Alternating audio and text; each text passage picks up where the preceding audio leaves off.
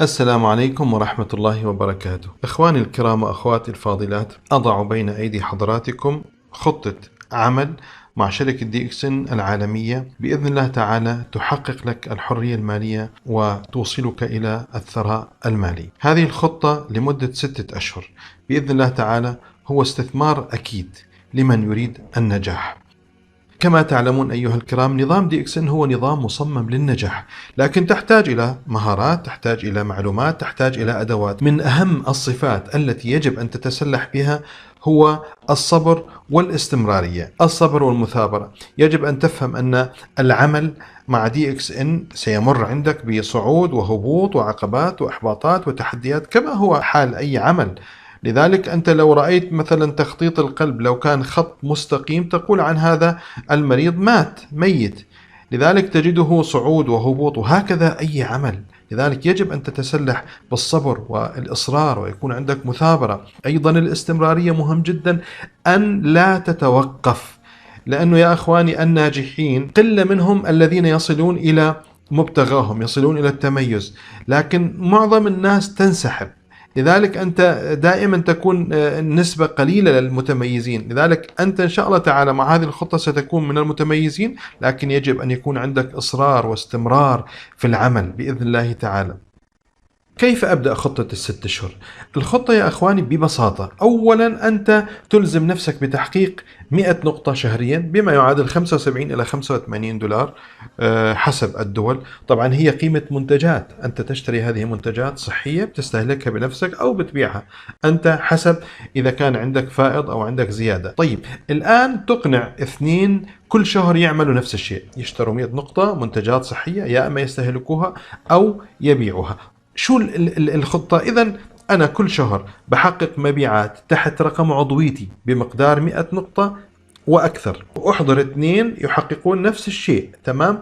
في الشهر اللي يليه أيضا أحقق مبيعات جديدة بمقدار 100 نقطة وأحضر 2 جدد، وهكذا فريقي يفعل بنفس الطريقة. بنهاية ال6 أشهر يا أخواني بتكون أنت دعيت 12 شخص، لأن كل شهر عم تدعو 2. تمام. تقريبا الفريق سيبلغ إن شاء الله تعالى 486، يعني بحدود 500 عضو خلال 6 أشهر، وهذا رقم ليس سهل. لذلك قالوا عن صناعة البيع المباشر كريزي بزنس. الآن لاحظوا يا أخواني، في الشهر الأول أنت دعيت 2. لاحظوا معي الآن أنت دعيت هذا الشخص M1 اللي هم ديستريبيوتر 1 ديستريبيوتر 2. تمام. أنا هنا حسبت الحسابات هذه. لمن يفهم الخطة المالية، في شيء عندنا اسمه BV بيرسونال فاليو، هي نقاطك الشخصية، وفي عندنا شيء اسمه جروب فاليو اللي هي فريقك. وبالتالي لا أريد أن أدخلكم بهذه الحسابات. أنت هنا تكون صفتك ديستريبيوتر، أنت لازلت شخص موزع. طيب لاحظوا معي، في نهاية الشهر بيكون ربحك تقريبا 5.25 دولار. تمام. أنت مشترياتك بحدود 75 دولار. تمام. زائد ناقص حسب الدول. إذا هذا الشهر الأول. لاحظوا معي، أنت اشتريت ب75 دولار، رجع لك 5.25 دولار أرباح. طيب الشهر اللي بعده احنا اتفقنا الآن كل شهر أنت تأتي ب2 جدد. أنت أول شهر أتيت ب2، الآن أتيت ب2 آخرين، وهؤلاء ال2 اللي كانوا معك في الشهر الأول أيضا أحضروا كل واحد منهم 2. طيب شو سوينا إحنا؟ الآن مطلوب منا نشتري منتجات، هذه المنتجات تحت رقم عضويتنا، وإما بنبيعهم أو بنستهلكهم استهلاك منزلي صحي، لأنه المنتجات صحية. تمام. إذا 2 كل شهر مع تحقيق 100 نقطة مشتريات. طيب لاحظوا الآن في هذا الشهر الثاني يا أخواني، أنت اشتريت نفس الشيء، اشتريت بمقدار 75 دولار مشتريات منتجات صحية، ممكن تستهلكها ممكن تبيعها. الربح الشهري حيكون عندك 14 دولار فاصلة 7. طيب الربح التراكمي أصبح عندك 19.95. ليش؟ لأنك بالشهر الأول أنت ربحت 5.25، إذا بالشهر الثاني التراكمي صار 19.95. تمام. طيب الآن خلونا نشوف الشهر الثالث، نفس العملية. أنت أتيت ب2 جدد. تمام. كل شهر بدك تجيب 2 جدد وتشتري 75 دولار، يعني مقدار 100 نقطة منتجات صحية. بالشهر الثالث لاحظوا يا أخواني الربح أصبح عندك 71.4 بالشهر الثالث. طب التراكمي يعني مع الشهر الأول والثاني أصبح 91 دولار. طيب لاحظوا معي الآن في الشهر الثالث يا أخواني، أنت اشتريت ب$75 ورجع لك 71، يعني تقريبا هنا في الشهر الثالث أنت الآن لا تدفع أي شيء زيادة. إذا أنت دفعت في الشهر الأول وفي الشهر الثاني فقط 75 75، إذا مشروعك هو $150 ببساطة. الآن لأنه في الشهر الثالث بدأت أنت تحقق نفس ما يوازي مشترياتك. طيب لاحظوا معي الآن بالشهر الرابع أيضا أنت أتيت باثنين جدد. طبعا أنا الآن جعلتها مدموجة لأنه ما أريد أن أكثر المخطط. طيب إذا أنت جبت اثنين جدد، اشتريت بمقدار 100 نقطة منتجات صحية، وفريقك كل واحد منهم عمل نفس الشيء، أحضر اثنين اشتروا منتجات. يا اخواني الملاحظ تماما بدي اكس اننا نعمل مع شركه حلال، لانه نحن نتاجر في منتجات صحيه ندل الناس عليها، والشركه توزع علينا الارباح. لا يوجد عندنا نظام هرمي او نظام يعني فقط بتجيب ناس وبدون ما تحقق مبيعات. نحن شركه تجاريه. لاحظوا معي الان في الشهر الرابع كم ربحك حيكون؟ $270. انت دافع 75، انت الان صرت رابح 270 مع التراكمي $360. طيب بالشهر الخامس، لاحظوا بالشهر الخامس انت نفس الشيء اشتريت $75 ورجع لك $723، تراكمي 1083. لاحظوا يا اخواني الشهر الخامس انت الان وصلت الى ستار ايجنت، عندك اثنين ايضا ستار ايجنت، تمام، نسبتك صارت 29%. طبعا هذه الحسابات اللي بنص يا اخواني هي الخطة المالية، ان شاء الله تعالى نشرحها لاحقا، لكن انا اريد ان اختصر عليكم الطريق، لانه كل هذا محسوب بالسيستم، ياتيك كل شهر تقرير واضح تماما.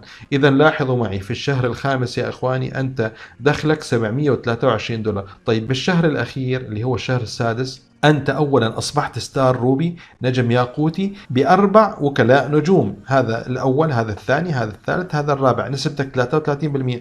طيب كم دفعت أنت؟ اشتريت أيضا بمقدار 100 نقطة وجبت اثنين جدد، وفريقك كل واحد جاب اثنين، ربحك الشهري $1961، التراكمي 3042. أنت تفعل نفس الشيء يا أخواني، تشتري فقط منتجاتك والآخرون أيضا يشترون منتجاتهم.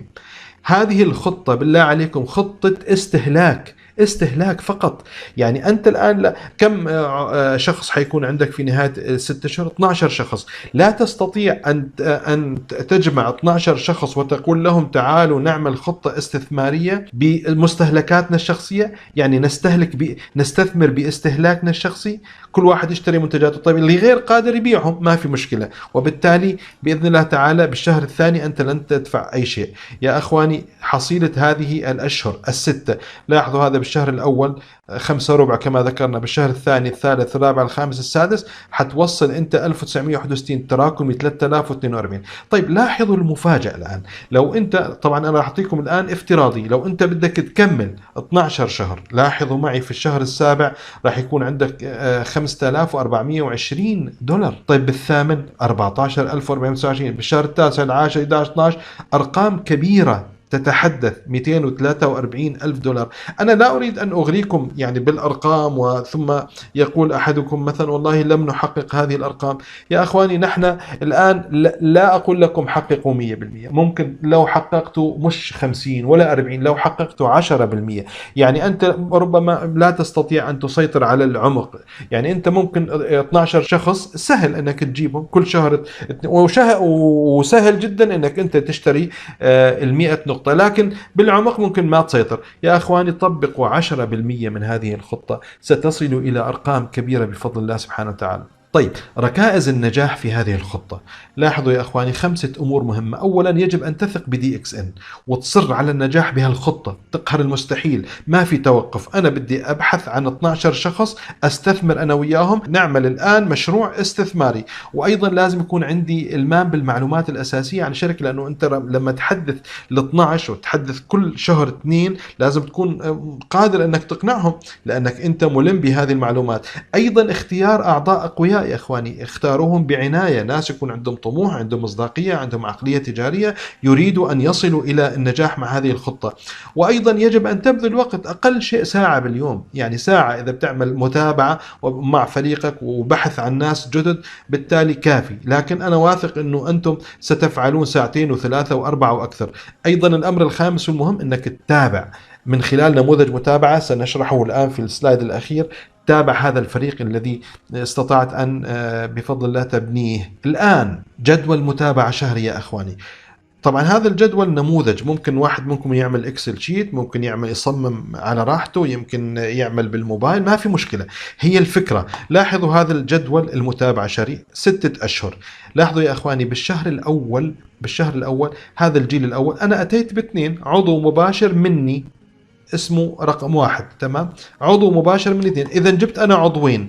طيب هذول العضوين يعني العضو 1 راح يجيب 2، تمام، والعضو الثاني المباشر إلي راح يجيب أيضا 2، يعني هذا مباشر من 1 وهذا مباشر من 2.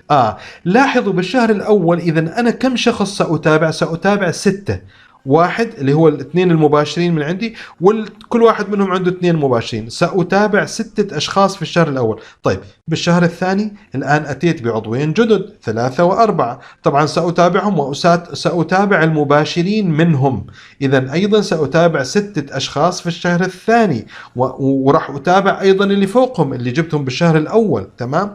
طيب بالشهر الثالث نفس العملية، الرابع الخامس السادس. طيب لاحظوا الآن يا أخواني من أتابع؟ إذا أتابع أنا جيلين، الجيل الأول اللي هم 12 شخص راح يكونوا معي، والجيل الثاني كل واحد منهم حيجيب 2 2 2. بالتالي عندي جلسة أنا يومية متابعة، عندي جلسة أسبوعية، لأنه إحنا في مشروع استثماري ضخم جدا في نهاية المطاف سيحقق لك أقل شيء $2000 ب6 أشهر. يا أخواني الخطة رائعة وجميلة جدا مع DXN.